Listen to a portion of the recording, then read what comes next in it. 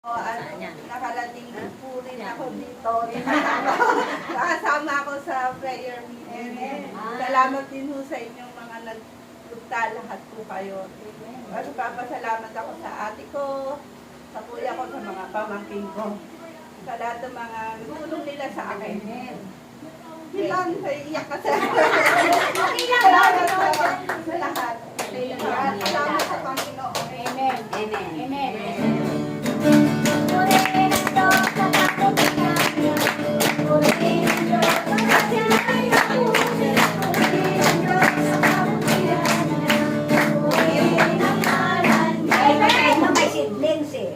Diba wala siya, tapos ano lang siya pamangkin.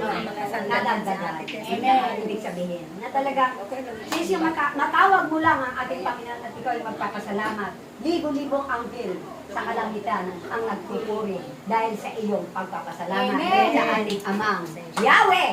Palapakan po natin ang ating buhay na Panginoon. Maraming palakpak! Maraming mabuti, sabi nga natin, is very short lang ang kanyang mga sharing.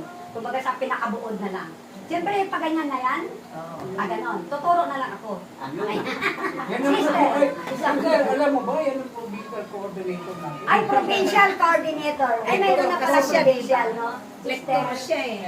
Marison. Okay.